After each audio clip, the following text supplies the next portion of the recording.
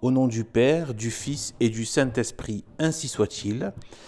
Poursuite de la lecture, poursuite du chapitre, on est au chapitre 16, en fait c'est la suite du chapitre 15, tout simplement. Donc il n'y a pas de titre spécifique, c'est le chapitre 16 qui poursuit le chapitre 15. Chapitre 16. Nous venons de dire la puissance des démons.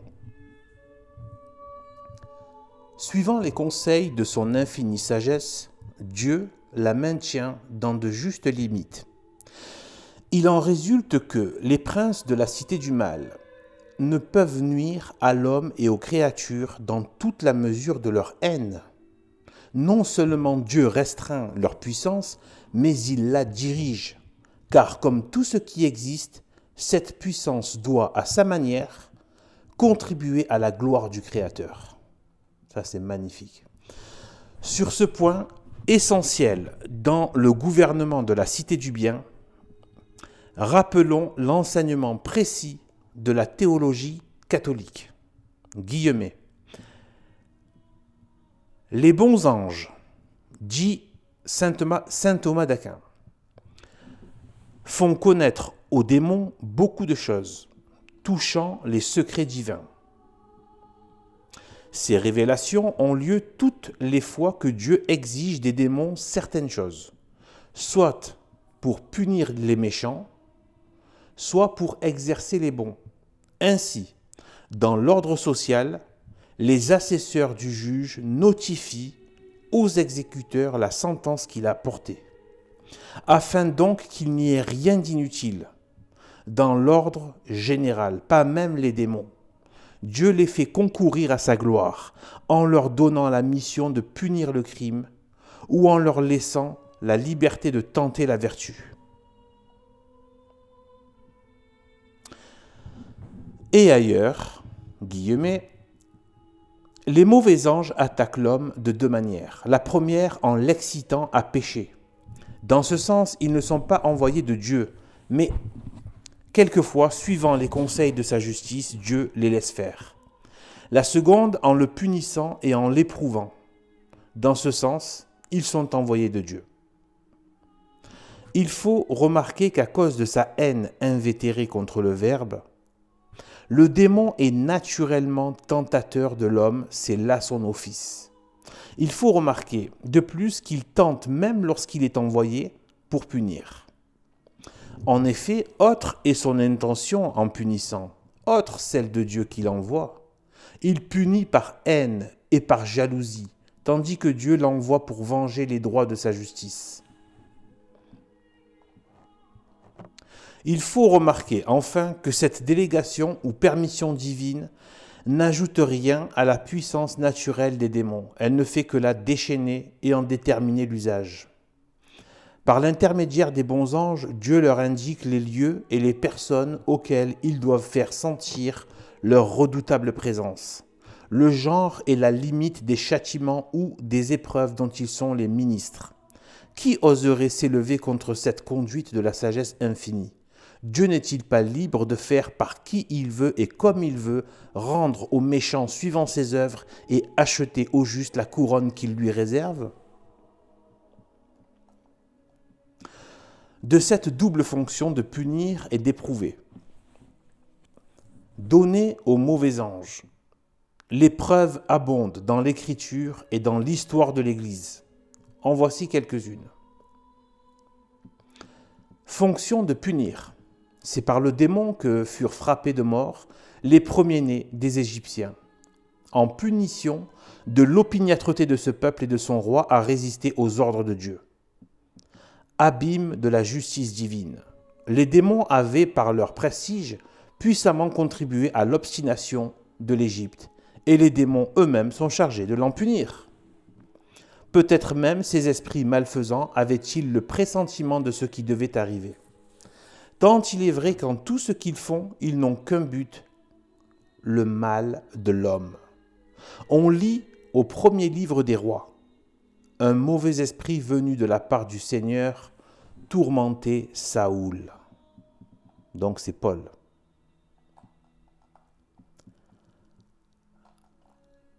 pardon, je ne sais pas si c'est le même Paul. Donc, bon, on va juste dire tourmenter Saül. Cet esprit mauvais envoyé de Dieu s'emparait de Saül et Saül prophétisait.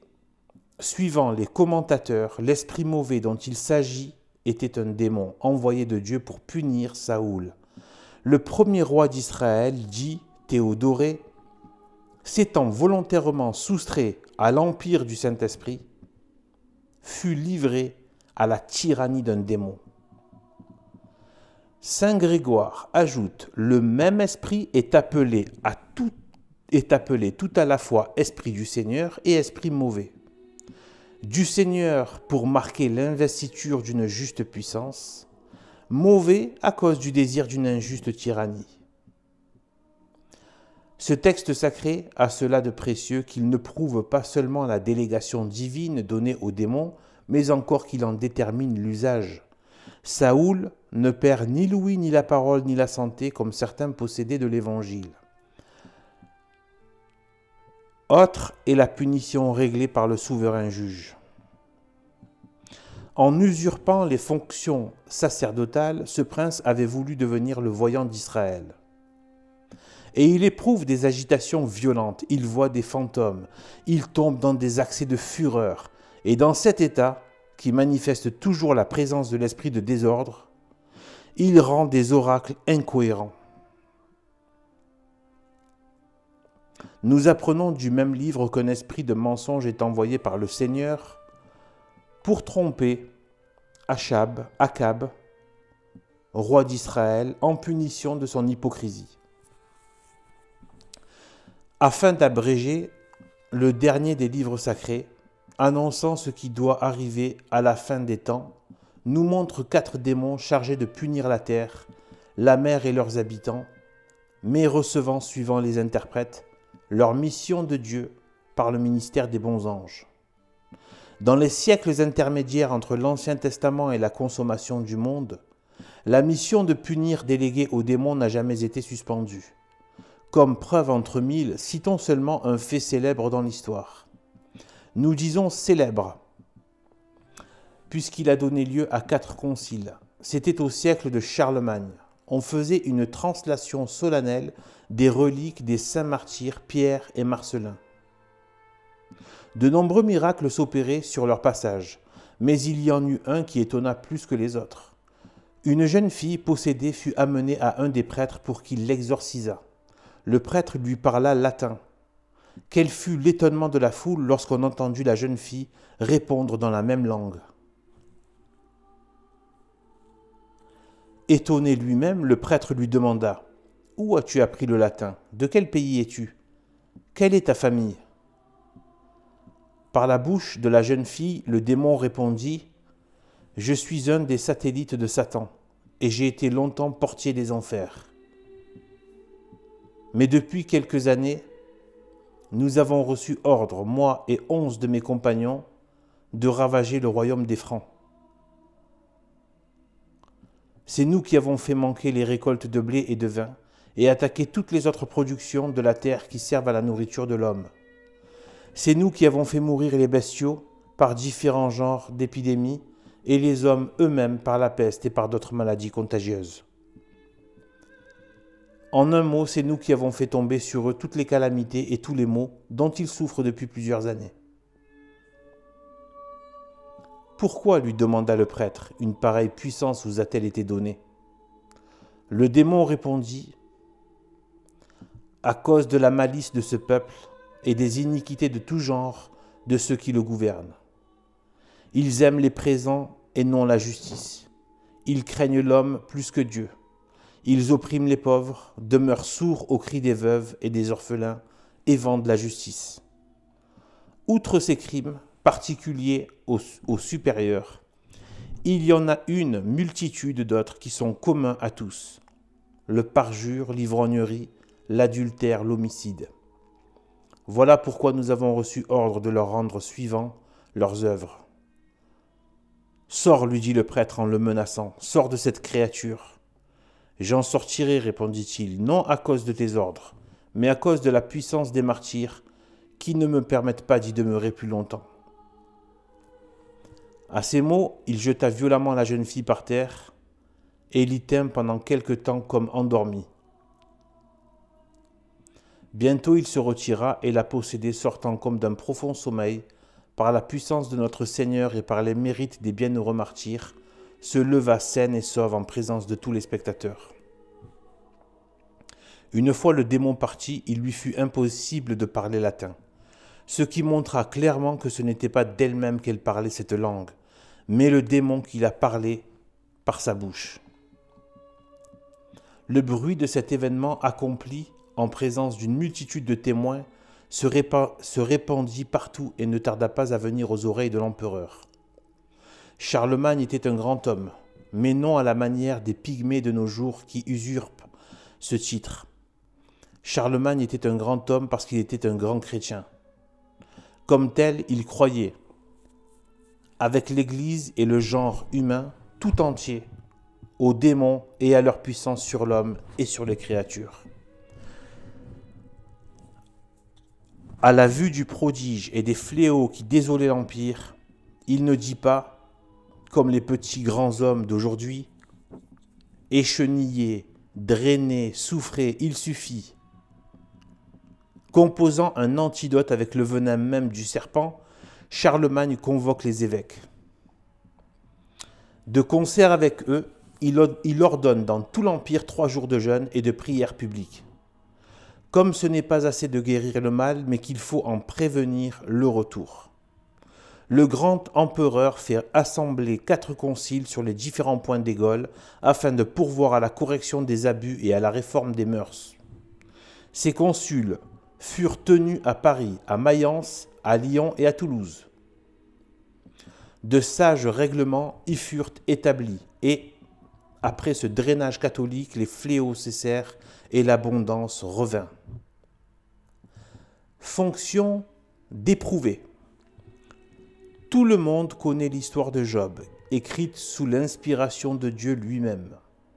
Cette inspiration est la preuve éternellement péremptoire de la puissance donnée aux démons d'éprouver le juste. Grand parmi tous les princes de l'Orient, père d'une belle et nombreuse famille, possesseur paisible d'immenses richesses, patriarche à la fois d'Abraham, Job excite la jalousie de Satan. Le roi de la cité du mal demande la permission de le soumettre à l'épreuve. Dieu, qui connaissait l'âme de son serviteur, accorde la permission demandée.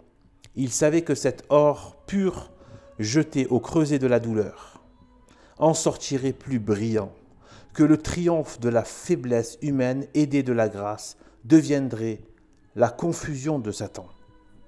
L'admiration des siècles est le modèle de toutes les victimes de l'adversité. Comme celle de punir, la mission d'éprouver est déterminée par la sagesse divine. Le texte sacré nous en fournit encore la preuve. Le Seigneur dit à Satan, « Tout ce que Job possède t'est livré, mais tu n'étendras pas la main sur sa personne. » Nous voyons en effet dans ce premier assaut toutes les possessions de Job impitoyablement frappées et si bien anéanties que le saint homme peut prononcer en toute vérité le mot de résignation sublime qui, depuis 4000 ans, retentit à tous les échos du monde. « Je suis sorti nu du sein de ma mère, et nu j'y rentrerai. Le Seigneur m'avait donné, le Seigneur m'a ôté. Comme il a plu au Seigneur, ainsi il a fait, que le nom du Seigneur soit béni. » Job est dépouillé de tout, mais la santé lui reste. Malgré la puissance de sa haine, le démon n'a pu faire tomber un cheveu de la tête de sa victime. Furieux de voir que sa malice ne fait que donner à la vertu de Job un éclat qui le confond, Satan revient à la charge. Il demande à Dieu la permission de frapper Job dans sa chair. À peine obtenu, le patriarche est couvert de la tête aux pieds d'un ulcère de la pire espèce. Avec autant de résignation qu'il a reçu la perte de ses biens, Job accueille la perte de sa santé. Afin de l'exaspérer et de lui arracher, sinon des blasphèmes, du moins un murmure, Satan emploie contre l'héroïque patriarche le dernier des êtres chéris qui lui restent. Complice de l'esprit mauvais, la femme de Job lui dit « Maudit celui qui te frappe ». Job répond en le bénissant C'en est fait, l'épreuve est finie, Satan est confondu, le triomphe du juste complet. Devenu l'admiration des anges et des hommes, Job n'a plus qu'à attendre les bénédictions divines, récompense de sa victoire.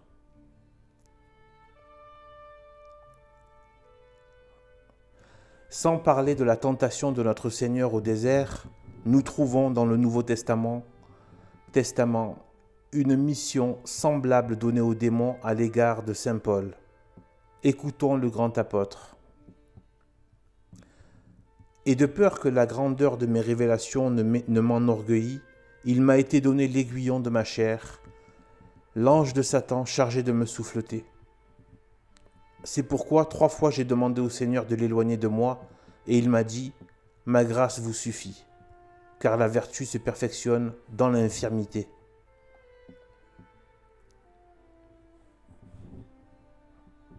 Remarquons-le bien, saint Paul ne dit pas « un ange de Satan me soufflette », mais il dit « un ange de Satan m'a été donné, datus est mihi », pour me souffleter.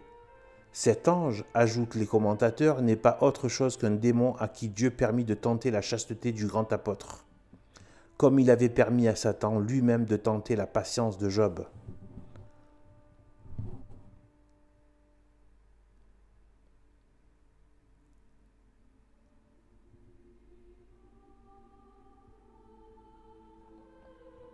Mais pourquoi saint Paul appelle-t-il souffler et non simplement tentation? Les attaques que lui fait subir l'ange de Satan, le voici. À l'égard des saints, les tentations de la chair produisent l'effet d'un soufflet appliqué sur la joue. Elles ne les blessent pas, mais elles leur font monter la rougeur au visage et éprouver les salutaires douleurs de l'humiliation. Plus la sainteté est grande, plus l'humilité doit être profonde. Quanto magnus es humiliate in omnibus. Quoi de plus conforme au sage conseil de Dieu sur ses élus que Paul, élevé au 3e ciel, fut sans cesse rappelé au sentiment de sa faiblesse et de son néant par le démon le plus propre à l'humilier. Ce moniteur, dit saint Jérôme, fut donné à Paul pour réprimer en lui l'orgueil. De même qu'on place derrière le triomphateur sur son char un esclave chargé de lui redire sans cesse « Souviens-toi que tu es homme », Paul a compris l'intention paternelle de son divin maître. Athlète généreux, il s'inséra au combat. Et assuré que l'épreuve tournera à la honte de son ennemi, il s'écrie « Eh bien, je me glorifierai avec bonheur de mes soufflets, de mes humiliations, de mes infirmités, plus la lutte sera vive, plus grand sera l'éclat de la force divine qui combat en moi. » En effet, l'Orient et l'Occident, Jérusalem, Athènes, Rome, voient passer l'infatigable combattant. Malgré son importun moniteur, il marche de victoire en victoire jusqu'au jour où le démon a jamais confondu. Paul entonne l'hymne de la délivrance et du triomphe éternel. J'ai combattu un bon combat, j'ai achevé ma course, il ne me reste plus qu'à recevoir la couronne de justice. L'histoire de l'Église offre 1000 exemples éclatants de la même délégation ou permission divine donnée aux démons. Pour n'en citer qu'un seul, est-il rien de plus célèbre que les tentations de saint Antoine et des pères du désert? Veut-on voir briller de tout son éclat une de ces belles harmonies qu'on rencontre à chaque instant dans les conseils de Dieu? Il faut se reporter aux circonstances de ces luttes formidables. On était au milieu du IIIe siècle. La guerre contre l'Église allait devenir la plus affreuse, mêlée, disons mieux, la plus affreuse mêlée, disons mieux, la plus horrible boucherie que le monde eût encore connue, eût encore vue. D'un bout de l'Empire à l'autre allait retentir le cri sanguinaire, les chrétiens au lion, Christianos ad iconem. Non, Christianos ad leonem. Et des milliers de jeunes enfants, de vierges timides, De faibles femmes allaient descendre dans les amphithéâtres et lutter corps à corps avec les bêtes féroces et avec les ministres de Satan, plus féroces que les bêtes. À ce moment précis, Dieu fait partir pour les saintes montagnes de la Thébaïde de nouveau Moïse. Guillemets, dévoués tout entier au service de Dieu, dit Origène, et dégagés des soucis de la vie, ils sont chargés de combattre pour leurs frères, par la prière, par le jeûne, par la chasteté et par la pratique sublime de toutes les vertus. Fin des guillemets. Jamais mission ne sera plus accomplie. Du fond de leur solitude, Paul, Antoine, Pacôme et leurs nombreux disciples élevèrent vers le ciel leurs mains suppliantes et la voix de la vertu en terrassant Dioclétien et Maximien obtiendra la victoire aux martyrs et Constantin à l'Église. Satan voit ce qui se prépare et il rugit. Dieu lui permet de se déchaîner contre les intercesseurs dont la puissante prière va ébranler ses autels et détruire son empire. La lutte sera une lutte à outrance, afin de rendre plus éclatante la gloire du triomphe et la honte de la défaite. Elle aura lieu dans la forteresse même du démon et contre ses plus redoutables satellites. Quelle était cette forteresse? C'était les déserts de la Haute-Égypte, espèce de bagne où la justice de Dieu tenait relégués les plus terribles de ses esprits malfaisants.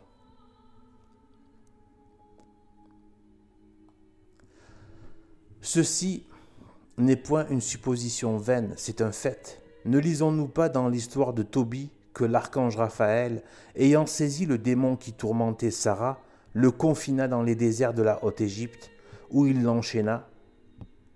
Maître souverain de toutes les créatures, Dieu ne peut-il pas prescrire aux démons certaines limites à leur pouvoir, aussi bien par rapport au temps et au lieu que par rapport aux personnes et aux choses? Dans l'Évangile, notre Seigneur fait allusion aux mêmes solitudes. Parlant d'un démon chassé de l'âme, il dit qu'il s'en va dans des pays arides et sans eau, où il recrute 7 autres démons plus méchants que lui. Quels sont ces pays malfamés? Les plus savants interprètes répondent sans hésiter, ce sont les affreux déserts situés à la partie orientale de l'Égypte.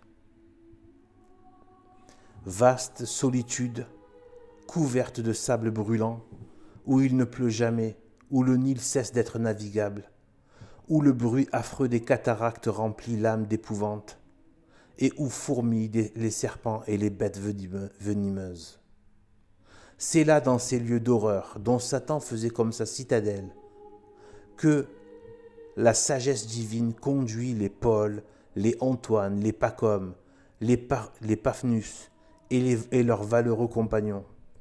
C'est sur ce champ de bataille qu'ils auront à soutenir contre les démons de fréquents, de gigantesques combats. L'histoire les a décrits, et la vraie philosophie en donne la raison. Comme celle qu'il entreprit contre Job et contre le grand apôtre, Saint Paul, ces luttes acharnées de Lucifer contre les héros de la Thébaïde tournèrent à sa honte et à la gloire des saints. Écoutons l'illustre historien et l'ami de saint Antoine. Guillemets, le voyez-vous, s'écrie saint Athanase, ce fier dragon suspendu au hameçon de la croix, traîné par un licol comme une bête de somme, un carcan au cou et les lèvres percées d'un anneau, comme un esclave fugitif. Le voyez-vous, lui, si orgueilleux, foulé sous les pieds nus d'Antoine, comme un passereau, n'osant faire un mouvement ni soutenir son aspect? Fermez les guillemets. La puissance d'éprouver que les démons manifestent quelquefois par des attaques extraordinaires, comme celle qu'on vient de lire, est habituelle chez eux. Nuit et jour, depuis la chute originelle et sur tous les points du monde, ils l'exercent à l'égard de chaque enfant d'Adam. Il en résulte que le roi de la cité du mal, auquel ils obéissent, est la cause indirecte de tous les crimes. Car c'est lui qui, en poussant le premier homme au péché, nous a rendus héritiers de l'inclination à toutes les iniquités. Donc, méchanceté aussi. Ajoutons que le péché auquel il nous porte avec le plus de fureur et qui lui cause une plus grande joie, à raison de son adhérence, c'est le péché d'impureté. Donc, tout ce qui va être l'obscénité, la dépravation, le sexe de manière hors des règles de la décence catholique. Donc, toutefois, la sagesse de Dieu détermine l'exercice de cette terrible puissance et sa bonté en fixe les limites. Elles sont telles que nous pouvons toujours résister. Dieu est fidèle, dit saint Paul. Il ne permettra pas que vous soyez tentés au-delà de vos forces. Il vous fera même tirer profit de la tentation afin d'assurer votre persévérance.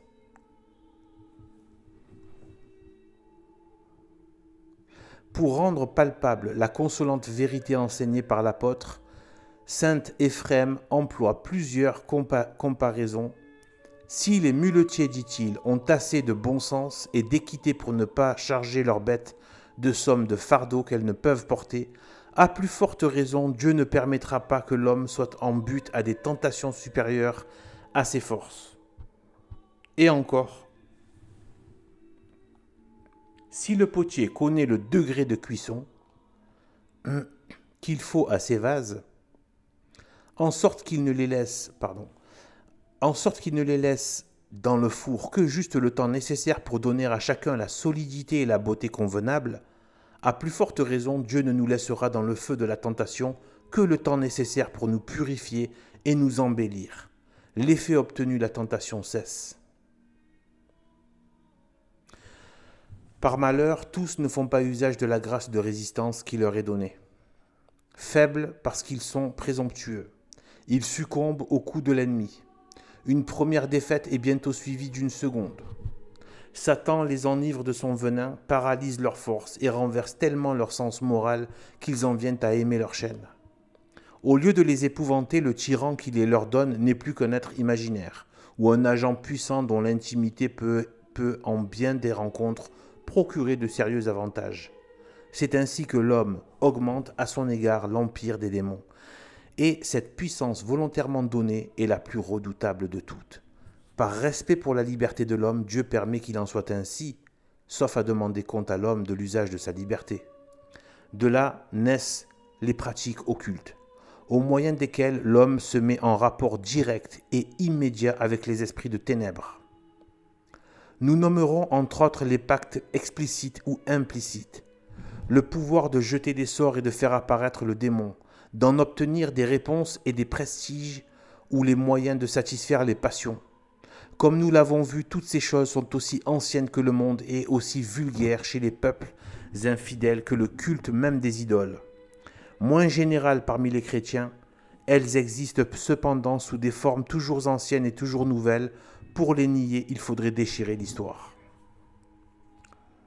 De là aussi les lois, justement sévères, portées contre ceux qui se livrent à de semblables pratiques.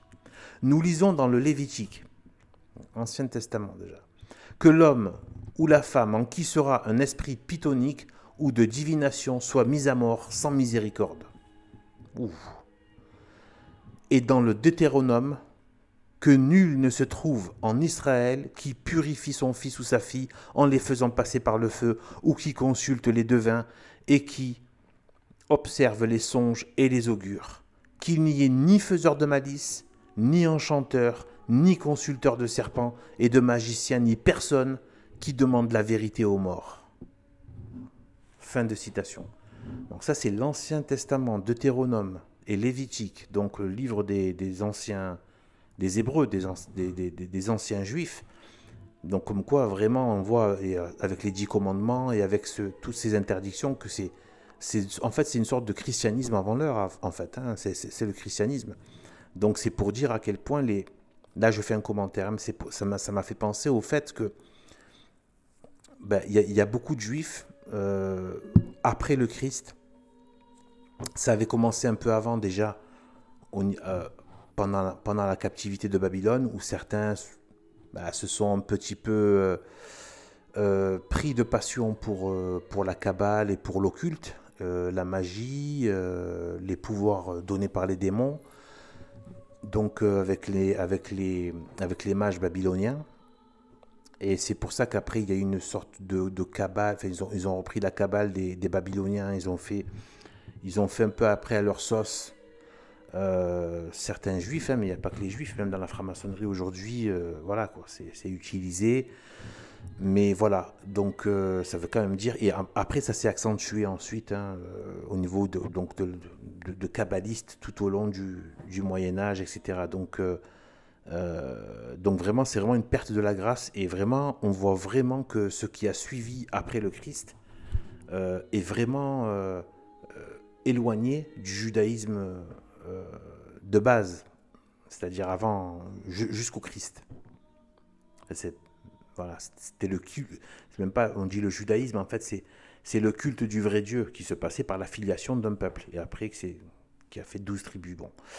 Et on a un peuple, quoi, le peuple hébreu, composé de 12 tribus à la fin, donc voilà, et donc voilà, je ne dis pas que tous sont là-dedans, bien sûr. Hein, tout ce qui est juif traditionnel, bon, bah, ils essaient de coller un petit peu à la Torah, même si après, ils sont pris aussi par l'Ancien Testament, même si après, ils sont pris par le rabbinat. Hein, en fait, c'est leur nouveau testament, si vous voulez. C'est la continuité rabbinique. En fait, ce sont les rabbins qui deviennent comme des sortes de prophètes ou d'interlocuteurs. Enfin bref, je suis pas au courant de ce qu'ils développent comme voilà. De toute façon, nous, ça nous importe peu tout ça. Ça nous importe pas du tout, sauf à savoir si ça peut avoir voilà quelque chose de mauvais contre les chrétiens ou contre le bien. Mais sinon voilà.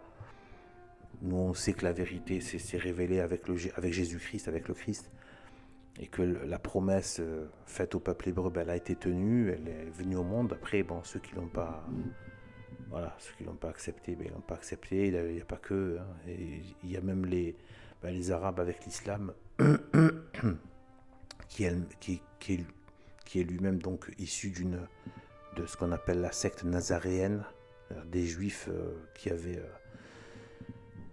avaient les Nazaréens, c'est-à-dire des Juifs, des Hébreux qui avaient reconnu Jésus-Christ comme Jésus, mais pas comme Christ, c'est-à-dire voilà, comme prophète, mais pas comme Messie, fils de Dieu. Donc voilà, c'est ce qu'ont repris les musulmans, c'est vraiment la même secte en fait, qui a été voilà, en fait, arabisée. Voilà. Et ensuite, ben, même par exemple les Européens qui ont été quasiment le nouveau peuple, quoi, hein, le nouveau peuple d'Israël. Parce qu'en fait, le peuple d'Israël, enfin, c'est là où il y avait en tout cas le plus d'Israéliens de l'Église, enfin de l'Église, quand l'Église catholique, c'est Israël en fait, hein, c'est l'Israël céleste. Nous, on pense au ciel, hein, notre but n'est pas ici. À part dans ce que Dieu veut pour nous dans ce monde, c'est-à-dire une épreuve et une sanctification et une lutte pour montrer qu'on mérite et qu'on veut vraiment. Quand on dit mérite, on n'a aucun mérite, mais qu'on mérite dans le sens où on accepte juste que Dieu fasse son travail en nous. C'est tout. On n'a même pas le mérite de pouvoir nous-mêmes monter au ciel. C'est pas possible. Nous sommes tellement dans le péché, nous avons tellement le péché dans nos membres, dans nos organes, dans notre chair, dans notre orgueil, dans notre être, dans notre psychologie, dans notre cœur, que c'est pas possible par nos propres moyens de s'élever. Impossible. Donc il faut demander les grâces et avoir les sacrements de l'Église, notamment la Sainte Eucharistie. Très important pour ceux qui d'abord ont fait le catéchisme et dans des messes valides. Aussi après, aller faire ça dans des messes valides. C'est-à-dire non unacum, étant donné les antipapes actuels. Donc voilà, je sors pas ça de ma propre tête comme ça. Hein. Je veux dire, ce sont quand même des grands théologiens qui sont sédévacantistes, que je suis, voilà, en tant qu'élève. Voilà, donc voilà. Donc en fait, regardez, même les Européens, qu'est-ce qu'ils ont fait? Il y a une apostasie honteuse, quoi, mais vraiment honteuse. C'est peut-être encore plus honteux que les Hébreux qui ont rejeté le. Je suis en train de me demander si c'est pas plus honteux et plus grave que les Juifs qui ont rejeté le Christ à l'époque. Vraiment, parce que cette apostasie, ce mépris et pire encore, le blasphème et le combat contre le Christ ressuscité. Ressuscité. Alors qu'ils l'ont eu. Alors qu'il était présent par le Saint-Esprit pendant des siècles. Participer autant au blasphème contre Dieu par le matérialisme, de la pseudo-culture dégénérée, cracher sur le christianisme, etc., de diverses manières, de manière très salace, etc., et tout, ou alors soi-disant pseudo-scientifique, mais c'est immonde, quoi. C'est immonde, c'est-à-dire qu'ils ont eu le trésor, et après, ils le traînent dans la boue. Donc vous voyez que ce n'est pas qu'une question de juifs, tout ça, hein. C'est vraiment une question de Christ, de peuple de Dieu ou pas peuple de Dieu. Et voilà, et même nous, là on peut, faut pas se, hein, on est de la même humanité que tous. C'est juste si on a la grâce. Tant qu'on est dans les grâces, la grâce de Dieu, et qu'on se fait petit, humble, Dieu peut nous, tant qu'on essaie de se vider de notre orgueil et s'abaisser dans une sainte et belle humilité, mais vraie, 100% vraie, pas une fausse humilité où on est content de nous. Il ne faut pas être content de soi. Ça aussi, je ne l'ai pas appris de moi-même. Ce n'est pas moi qui vous dis ça. Je n'enseigne personne. Je ne fais que répéter ce que j'ai appris. Ce n'est pas un enseignement. Demandez à un prêtre sédévacantiste si il vous le valide ou pas. Je ne demande même pas de croire ça sur parole. Voilà, moi, c'est par rapport à Saint Bernard. Même en ayant prié des heures, quand on quitte notre prière, il ne faut pas se sentir tout fier de soi. Waouh, je suis quelqu'un de super, qui prie beaucoup. Rien.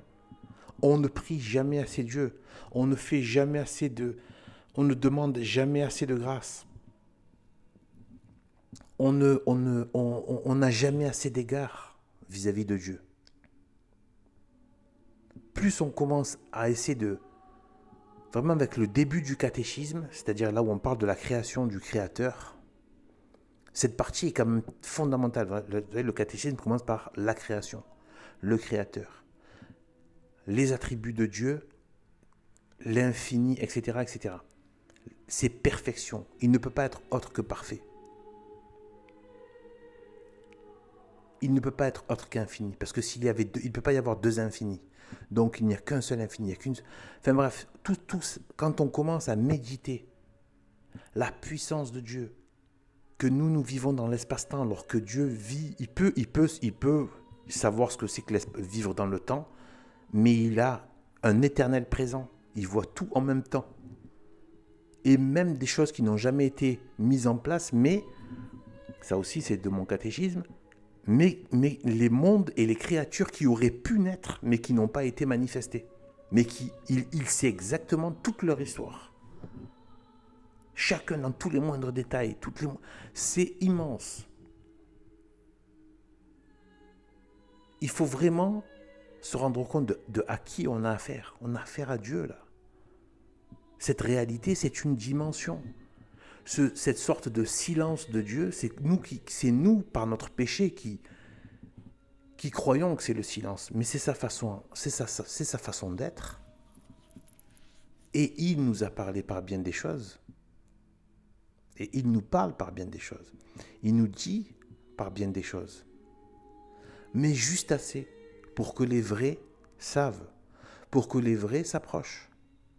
C'est-à-dire ces vraies brebis, celles qui veulent vraiment être de son troupeau, avec leur berger et ces brebis qui aiment leur berger et qui le suivent et qui font confiance. Et qui ne cherchent pas à prendre la place du berger ou à se croire plus intelligent que le berger.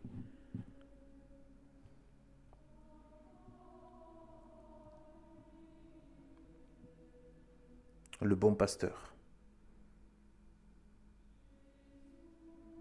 Donc voilà, en passant par ce passage, je dis ça parce que l'occulte revient en force, hein, comme je le disais dans un autre Le chapitre d'avant, l'occulte revient en force et c'est vraiment effrayant. On est vraiment en train de voir que le christianisme est en train de s'effacer de la surface de la terre. Je ne sais pas si c'est juste ça a l'air d'être la fin des temps. Mais ça ne veut pas dire que c'est une question de 10 ans. Hein. Ça peut être dans une seconde, ça peut être dans encore 3 siècles, j'en sais rien. Mais en tout cas, on approche de la fin des temps, là. Ou alors, c'est une mauvaise étape dans laquelle, où il peut y avoir un renouveau du christianisme. On n'en sait rien. Moi, avec ma propre intelligence, qui vaut ce qu'elle vaut, ben, j'ai pas l'impression qu'il va y avoir un renouveau du christianisme. Bon. Mais, qui suis-je? Et s'il y avait nos grâces, les grâces qui viennent, les prières, et que on ne sait pas. On n'est pas censé vouloir appeler la fin du monde. Hein. Ça aussi, ça nous a été masqué. Jésus-Christ l'a dit. Voilà. Maintenant, il nous a aussi donné des signes pour qu'on se rende compte aussi. Là, je suis désolé, il y a quand même beaucoup de signes. Voilà. D'abord, l'évangile prêché jusqu'aux extrémités de la terre, on peut dire que ça a été fait. C'est la seule religion qui est connue vraiment aussi bien dans tous les 4 coins du monde. Même les aborigènes ont entendu parler, en Amazonie, enfin de partout. Le christianisme, bien plus que l'islam et toute cette... voilà. Judaïsme, etc., bouddhisme. Donc le christianisme, c'est vraiment étalé jusqu'aux extrémités de la terre. Donc cette promesse a été tenue. Alors que je rappelle juste ça au passage, au départ c'était juste 12 pêcheurs qui n'avaient pas un rond dans la poche, qui n'avaient pas un copec. Et qui sont partis évangéliser le monde contre un empire, des païens, des fous, des méchants sur les routes, enfin, voilà. Bon. Et après, il y aura la grande apostasie, et y compris au sein de l'Église. Quand il dit, voilà, les faux, voilà, les loups déguisés en agneaux, etc. Et il parle aussi il y a des passages où il parle justement de la désaffection voilà, que ça va se passer au sein même de l'institution. Parce que l'Église est inviolable en elle-même. Impossible. C'est gardé par Dieu. Les affreux gauchistes, les immondes pseudo-artistes qui ne sont en fait que des blasphémateurs et des faiseurs de laideur, qui croient souiller la chrétienté ou le Christ, mais ils ne se rendent pas compte à quel point ce sont juste des rats dans des égouts en fait. Ils n'ont jamais atteint le soleil, ils ne l'atteindront jamais. La Sainte Église catholique est inviolable. Voilà. Par contre, sur terre, quand vous professez quelque chose d'abominable, bon, ça va vous être compté sur votre voilà, sur votre note de frais. Donc voilà. Donc en fait, tous ces blasphémateurs et c'est vraiment, c'est monstrueux, ce sont des monstres. On voit vraiment l'action du démon. Ces gens ne se rendent même pas compte qu'ils ont été inspirés par des démons, mais ils ont accepté, ils ont donné leur consentement pour le faire. Des abominations contre le Christ et contre la Sainte Marie, mais il faut voir les productions. Je ne veux même pas en parler ni faire référence. Je suis passé rapidement dessus. Ça me met de l'urticaire. J'ai envie c'est dégueulé, quoi. Et puis je suis consterné et en même temps, j'arrive même pas j'ai des rages, mais très brèves. Et après, je sais pas, ça retombe assez vite parce que je me dis, mais dans quel état de misère, mais dans quel état lamentable est cette âme, mais elle doit être lépreuse. Vous voyez ce que je veux dire, une âme qui, si on voyait l'âme, si on avait la capacité de voir l'âme comme on pourrait voir les démons, parce qu'ils sont là mais on ne peut pas les voir, si on pouvait les voir avec nos yeux sensibles, si on voyait nos âmes, on aurait honte. Et je pense que c'est ça en fait. Voilà, je pense que c'est ça en fait. On ne se rend pas compte de la laideur, mais aussi de la maladie, la mauvaise santé de l'âme quand elle est avec sous l'influence et sous l'action démoniaque. C'est lamentable ces gens ce qu'ils font en fait.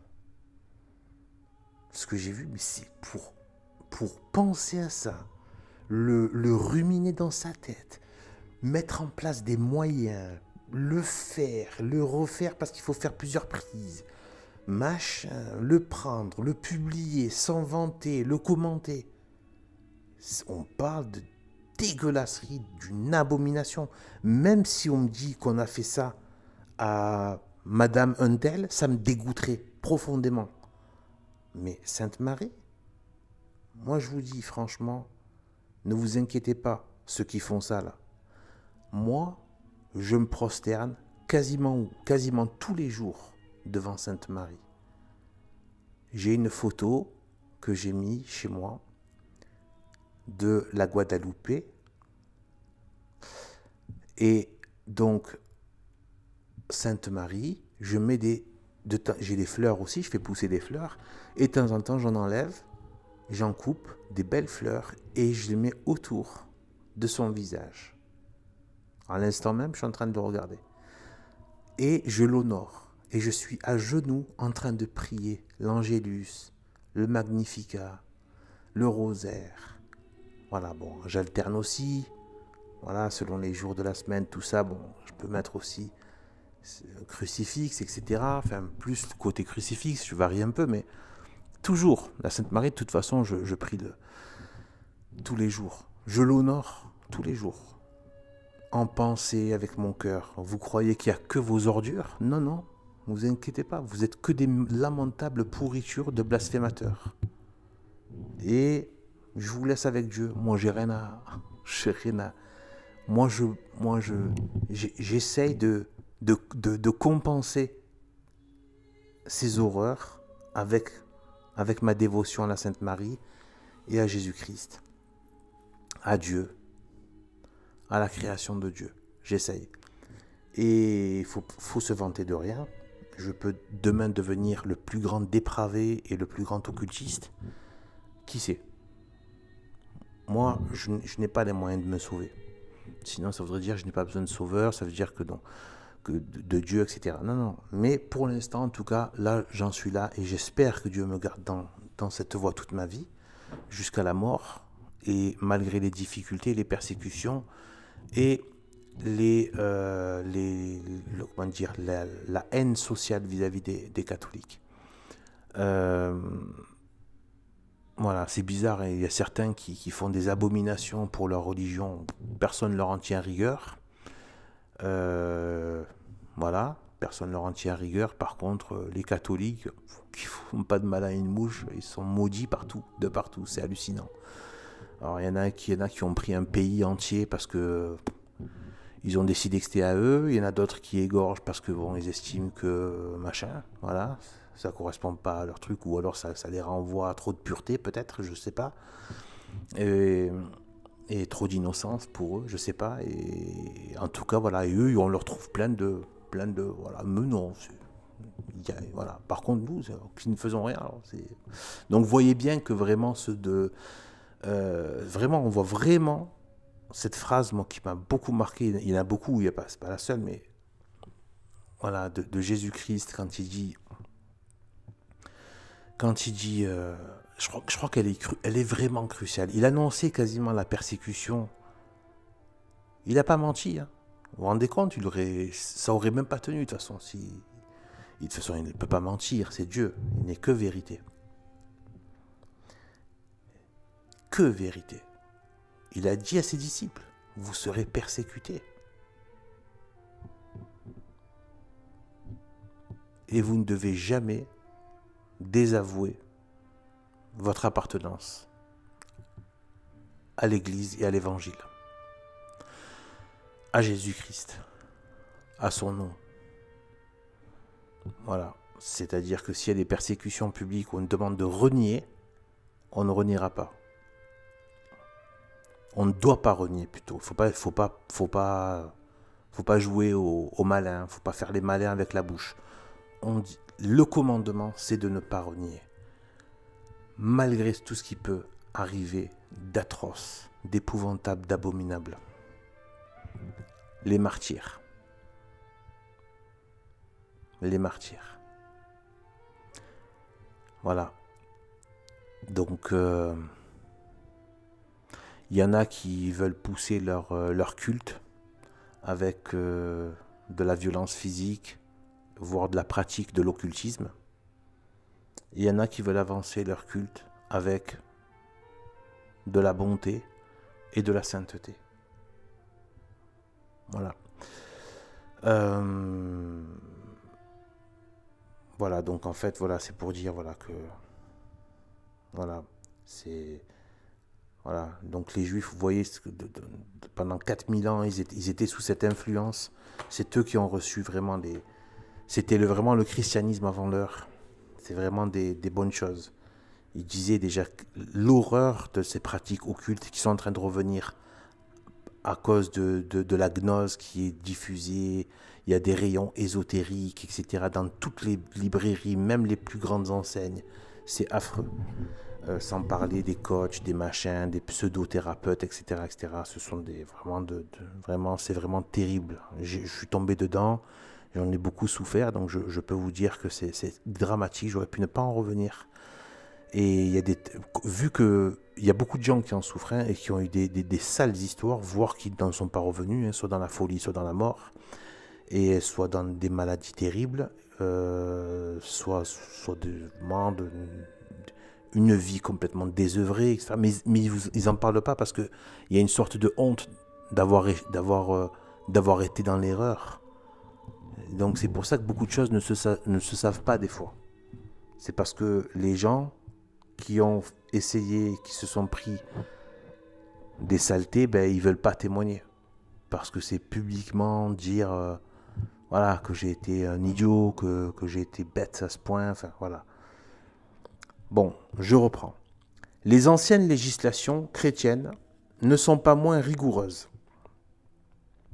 La dégradation, l'infamie, la prison temporaire ou perpétuelle, les peines corporelles, la mort et l'excommunication majeure sont les châtiments qu'elles infligent aux adeptes du démon. Aux yeux de tout homme impartial, l'énormité du crime en lui-même et dans ses conséquences, soit religieuses, soit sociales, ainsi que l'exemple de Dieu lui-même, justifie hautement nos aïeux. Que notre époque nie les pratiques démoniaques et abolisse les peines qui les défendent, cela prouve simplement sa stupidité et l'influence trop réelle que le démon a reprise sur le monde. Ici encore, si nous résumons les opérations des princes de la cité du mal, nous voyons que leurs artifices infinis, comme leurs implacables fureurs, tendent au même but, la destruction du Verbe incarné, en lui-même et dans l'homme, son frère. Vérité effrayante et précieuse en même temps, effrayante, elle nous révèle la nature et la noirceur incompréhensible de la haine satanique. Précieuse, elle nous frappe d'une crainte salutaire et, ramenant le mal à l'unité, oriente la lutte et nous donne la plus haute idée de nous-mêmes.